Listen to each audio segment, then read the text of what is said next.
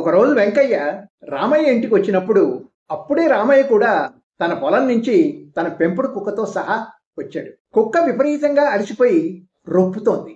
రామయ్య, మీ పొలాలు చాలా దూరమా అని వెంకయ్య అడిగాడు. లేదే, దగ్గరే. ఎందుకలా అడుగుతున్నావు? ఏమీ లేదు, నీవేమో మామూలుగా ఉన్నావు, నీ కుక్కేమో పిచ్చిగా అలసిపోయి రొప్పుతోంది. రామయ్య చిరునవ్వుతో, నేను నా కుక్క ఇద్దరం ఒకే దారిలో వచ్చాం. నేను అటు ఇటు చూడకుండా నేరుగా ఇంటికి వచ్చేశాను. కానీ నా కుక్కకు ఒక అలవాటు ఉంది.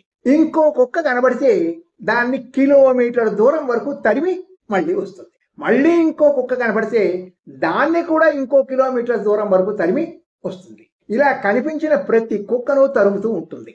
అందుకే మా కుక్క త్వరగా అలసిపోతుంది.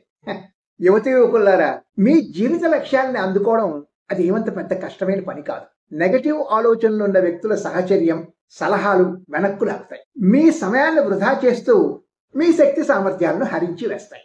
మిమ్మల్ని నిరుత్సాహపరిచే వ్యక్తుల స్నేహం చేయకండి. మీరు చేరుకోవలసిన లక్ష్యానికి ఒక్కదారి పట్టకుండా చూసుకోండి. తప్పకుండా మీరు అనుకున్నది సాధించగలుగుతారు. లక్ష్య సాధనకి రామయ్యలాగా ఏకాగ్రతతో కృషి చేసి మీ గమ్యాన్ని చేరుకుంటారో, లేదా ఆయన కుక్కలాగా ఇతర వ్యాపకాల్లో మునిగిపోయి మీ గమ్యాన్ని చేరుకోవడానికి నిర్లక్ష్యం వహిస్తారు. మీ గుడ్ లక్.